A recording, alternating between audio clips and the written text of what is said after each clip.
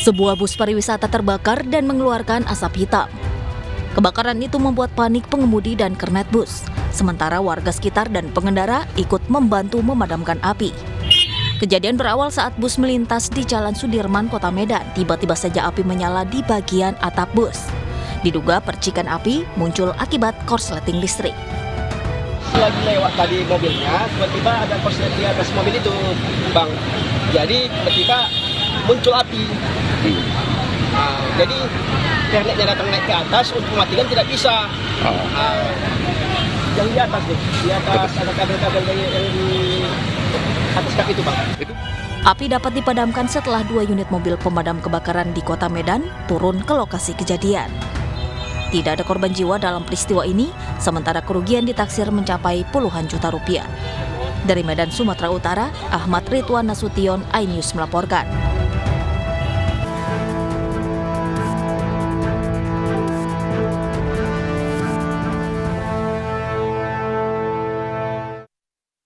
Pemirsa, jelang acara puncak KTT G20, pengamanan di wilayah Bali diperketat. Polisi memeriksa barang bawaan dan identitas pengemudi tiap kendaraan yang melintas.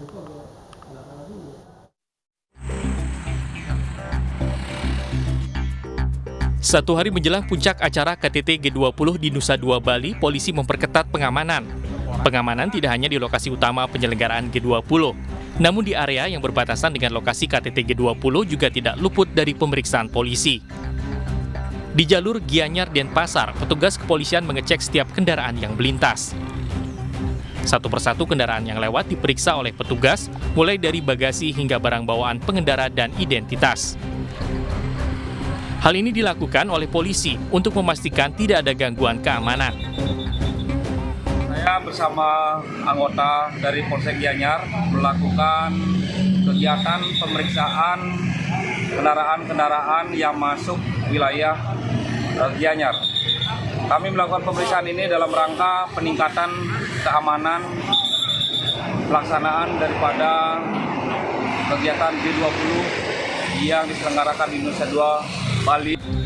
Selain di jalanan, pengamanan juga diperketat di sejumlah objek wisata yang rencananya akan dikunjungi oleh sejumlah delegasi KTT G20. Dari Gianyar, Bali, Ketut Catur Kusumaningrat, iNews melaporkan. Sejumlah kepala negara tiba di Bali hari ini. Seperti apa pengamanan di lokasi KTT G20? Berikut wawancara Nadia Valeri dengan Panglima TNI Jenderal Andika Perkasa terkait pengamanan di kawasan KTT G20. Ya, selamat sore pemirsa. Saat ini saya berada di Posko Komando Gabungan Terpadu dan Pengamanan untuk VVIP KTT G20 Bali, di mana ini merupakan kantor dari Panglima TNI sekaligus posko monitoring untuk pengamanan selama keberlangsungan KTT G20 Bali. Dapat kita saksikan bersama di belakang saya, ini merupakan layar monitor yang memperlihatkan CCTV canggih, di mana kalau kita perhatikan gambarnya ini memang sangat jelas dan bahkan dapat melihat wajah dari siapa saja yang berada di lokasi tersebut. Dan untuk mengetahui apa saja ataupun di mana saja titik-titik yang terpantau dari layar monitoring ini dan juga seberapa canggih fitur yang digunakan di layar CCTV ini, sudah bergabung bersama kami Panglima TNI Jenderal Andika Perkasa. Selamat sore Pak Andika, apa kabar Pak? Sore Mbak. Pak Andika, kita perhatikan di sini ya Pak, layar CCTV-nya ini memang canggih dan jernih ya. Kita juga melihat ini kedatangan dari tamu negara ya Pak. Saat ini Presiden Cina sudah hadir dan mungkin bisa dijelaskan Pak, ini titik mana saja yang terpantau dan seperti apa teknologinya Pak Andika? Jadi kita memang menggelar sendiri Mbak. Jadi ini bukan CCTV dari Dinas Perhubungan Provinsi maupun Kabupaten. Kita masang sendiri di 137 titik. Itu di semua venue, mulai dari bandara, tempat kedatangan, Apurva Kempinski, tempat leaders meeting, kemudian Garuda Wisnu Kencana, tempat state dinner, kemudian ke Tahura Mangrove, itu tempat pembicaraan tentang promotion dari environment.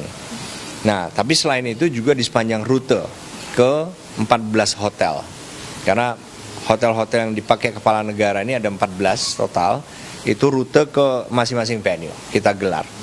Nah, memang sengaja kita pakai kamera yang kualifikasinya PTZ, yaitu pan itu kiri kanan, tilt itu yang turun naik, zoom in, zoom out. Nah, sehingga kita bisa ngejar, nggak seperti ini kan, misalnya nggak statis, kita kelewatan gitu aja. Nah, Mungkin bisa diperlihatkan Pak saat ini di layar yang besar ini, apa saat ini di bandara yang bisa terpantau Pak Andika? Nah, ini adalah kedatangan. Ini pesawat dari Air China, Mbak. Ini Presiden Xi Jinping yang baru saja merapat. Beliau pun belum turun. Kalau Mbak lihat di sini adalah ini deretan penari, pendet yang akan menyambut. Sedangkan nanti di depannya sini adalah pasukan jajar kordon dari Pas Pampres. Nanti akan kelihatan beliau di sini menyusuri sampai dengan di sini, kemudian baru naik kendaraan. Jadi memang untuk fitur ini layarnya dapat memonitor dengan jelas begitu ya Pak. Namun selain teknologi yang canggih, pastinya juga tetap disiagakan pengamanan. Mungkin bisa dijelaskan berapa personil yang digunakan, kemudian juga KRI yang disiagakan dan pengamanan lain Pak Andika? Kalau personil kita total ada TNI-nya aja Mbak ya, 14.300. Nah itu kita sebar di venue-venue dan rute semuanya. Kemudian kita bisa melihat seluruh pesawat yang terbang di sekitar kita dengan menggunakan data.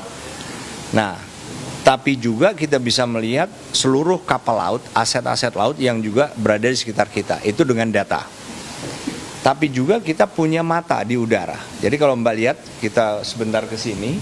Nah, ini adalah live feed dari pesawat intai kita. Nah, ini kita bisa kejar, kita bisa spesifik minta misalnya, pesawat yang baru mendarat, coba live feed, zoom in sebesar mungkin. Atau nanti ada delegasi yang harus dilarikan misalnya ke rumah sakit misalnya. Nah itu juga kita bisa ikuti untuk memastikan sepanjang rutenya itu, karena ini emergency, ada nggak halangan yang bisa menghambat perjalanan. Oke. Jadi ini untuk kamera udara, ini untuk kamera CCTV? Iya. Oh ya, Pak? Iya, beda itu ya. Oke, Oke Bapak. Tapi selama KTT G20 ini pasti ada antisipasi terkait kejahatan, mungkin terkait kejahatan terorganisir ataupun cybercrime ini juga pasti menjadi potensi. Iya. Bagaimana antisipasinya Pak Andika? Kalau yang cyber itu memang kita juga sudah berusaha Mbak ya. Kita coba tampilkan yang layar monitoring. Jadi kalau Mbak lihat ke sana atau ke sini yang lebih dekat, Mas. Layar monitoring gangguan cyber Mbak. Jadi ini sektor penerbangan, sektor energi, sektor perhotelan, pengamanan.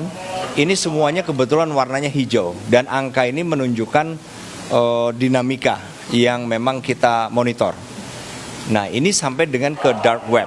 Jadi bukan hanya di forum-forum yang terbuka, tapi yang tertutup pun kita ambil dari situ. Nah ini bisa berubah warnanya Mbak, tergantung dari apakah ada atau tidak gangguan. Begitu gangguan muncul akan menjadi lebih merah, kemudian hitam. Kalau hitam berarti sudah gangguan yang fatal gitu ya. Nah, selama KTT G20 ini, Pak, mungkin selain pengamanan yang disiagakan dari personil TNI, namun kita tahu di Bali ini kan memang kental dengan kelompok adat. Apakah juga ada masyarakat yang diikut sertakan dalam pengamanan ini ya, Pak? Dalam hal cyber memang kita juga berusaha untuk reach out untuk seluruh komunitas cyber. Kita meminta partisipasi mereka karena dari tempatnya masing-masing kan mereka bisa membantu dengan caranya ya. Misalnya menginfokan apabila ada gangguan yang mereka lihat atau misalnya spear phishing atau trojan segala macam. Nah, tapi yang secara fisik pun ada, secara fisik jadi bukan yang cyber. Itu juga kita gandeng dengan harapan mereka lah yang bisa memonitor lebih luas. Kalau kami kan jumlahnya terbatas. Ya, kita tahu dari TNI persiapan sudah sangat maksimal, ada kamera canggih, personil pun 14.000 lebih ya Pak. Kemudian bagaimana koordinasinya mungkin dengan Polri ataupun juga dengan kepala keamanan dari masing-masing negara delegasi yang datang ini Pak Andika?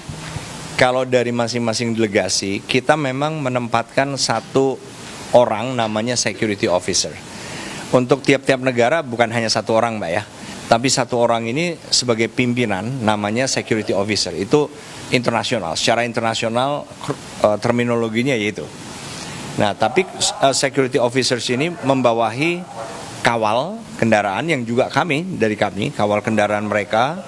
Kemudian kawal ini termasuk jajaran dari Polri juga, termasuk dari pengaman pribadi. Nah, security officer ini yang melakukan komunikasi. Mereka butuh apa selain yang kami siapkan? Kami siapkan kan standar sifatnya, sama untuk semua delegasi. Tapi mereka masing-masing biasanya punya kebutuhan yang lebih spesifik. Dan itu biasanya mereka komunikasikan dengan kita.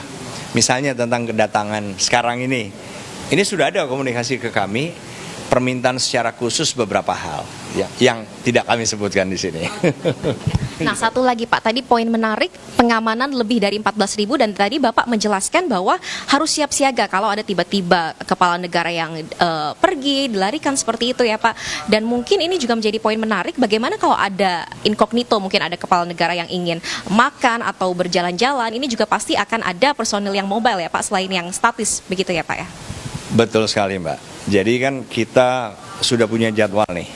Jadwal official mereka apa? Maksudnya jadwal official dari masing-masing kepala negara. Kita sudah inventarisir. Tapi kita juga harus siap, ini berdasarkan pengalaman, bahwa mereka tuh kadang-kadang punya rencana yang bersifat incognito atau tidak resmi. Misalnya sederhana, makan malam. Seperti yang terjadi sekarang, spouse-nya atau para ibu negaranya ada yang ke misalnya Sukawati. Ada lagi yang ke mana lagi, itu tiba-tiba. Nah, kami selalu siap dengan tim mobile. Karena apa? Karena SOP dari pengamanan kepala negara bukan hanya yang melekat bersama kepala negara ataupun spouse, tapi juga harus ada tim yang mengamankan titik tujuan sebelum VVIP ini tiba. Dan itu yang nggak boleh miss. Bayangkan kalau tiba-tiba rencananya, misalnya kalau rencana kepergian mungkin masih bisa direncanakan, tapi kalau sakit itu mendadak. Seperti yang memang benar-benar kejadian sekarang ini. Ada ya Pak ya? Oke, bisa diceritakan mungkin Pak Andika? Ya, sudah 2 kali nih dari tadi malam. Jadi ada seorang kepala delegasi, saya tidak menyebutkan negaranya, begitu mendarat tadi malam, harusnya sesuai rencana adalah langsung menuju hotel. Tetapi begitu sudah masuk kendaraan, security officer yang kami tempatkan, laporan bahwa beliau ingin segera ke rumah sakit. Bayangkan, rumah sakit kita ada 3 loh, yang dijadikan sebagai rujukan ya.